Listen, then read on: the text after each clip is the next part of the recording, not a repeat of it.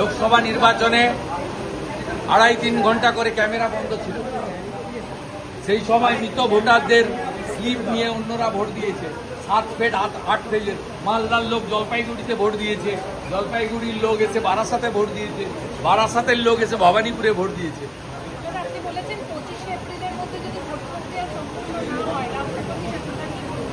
না, এত করতেই হবে।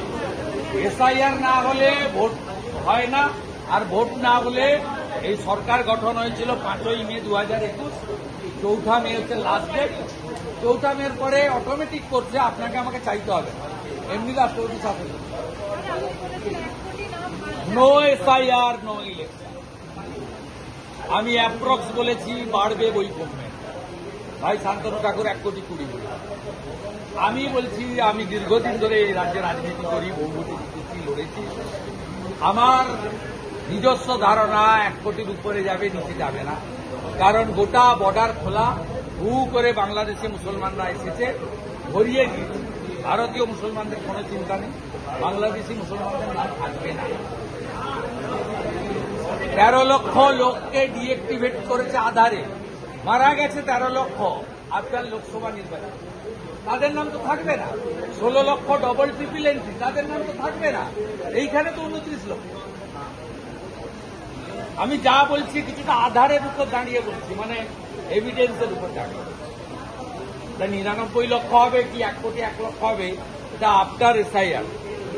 সাকসেসফুল এসআইআর হলে সংখ্যা তাই হবে। এমন কোনো মুসলিম পাড়া গ্রাম পাবেন না যেখানে বাংলাদেশের মেয়েকে ফেসবুকে পটিয়ে এনে বিয়ে করেনি, আর তার স্বামীর নাম না দিয়ে বাবার নাম সব চেঞ্জ করিয়ে ফেক আধার কার্ড করে এপিক করেনি, এমন কোন জায়গা পাবে।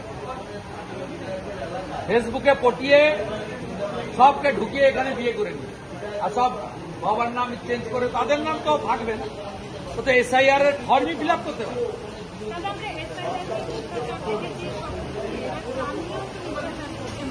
মিথ্যা ছাড়া মমতা ব্যানার্জি সত্যি কবে বলেছেন? সেই জন্যই তো নন্দীগ্রামে হেরেছে, এবার ভবানীপুরে হয়। মাথার চিকিৎসা দরকার, খুব ভালো, যা করার করে নি। মুখ্যমন্ত্রী এসআইআর কে এনআরসি দেখছেন, বলছেন অসমে এনআরসি হয়েছে। এর আগে সিএ কে এনআরসি বলেছিল, সিএ চালু হয়ে গেছে, এনআরসি হয়নি। একটাও মুসলিমকে বাংলা ছাড়তে হয়নি। এসব কথা বলে ওনাদেরকে উস্কে এর আগে হাজারদুয়ারি পুড়িয়েছে, 37টা বাস পুড়িয়েছে নবান্নর সামনে, হরগোবিন্দ দাস চন্দন দাসকে খুন করেছে, বাড়ি লুট করেছে, আগুন লাগিয়েছে, রাস্তা অবরোধ করেছে, এসব করছে। বাংলার মানুষ দেখছে যে মুখ্যমন্ত্রীর জন্যই, এর প্ররোচনাতেই বাংলায় আইন শৃঙ্খলা এই জায়গায় গেছে।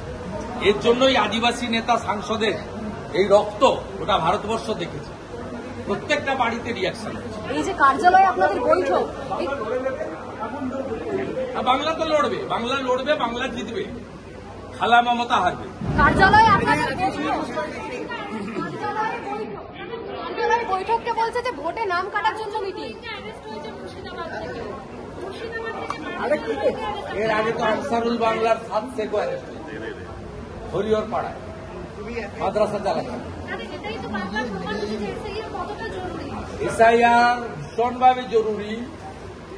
বৈধ ভোটার লিস্ট ছাড়া বৈধ নির্বাচন হতে পারে না। বৈধ ভোটার নির্বাচনের প্রথম সোপান হচ্ছে বৈধ ভোটার তালিকা, আর বৈধ ভোটার তালিকা তখনই হবে যখন অভারতীয়দের নাম ভোটার তালিকার বাইরে থাকে। সঙ্গে সুর মিলিয়ে বলুন, অভারতীয়দের নাম ভোটার তালিকায় থাকা উচিত নয়।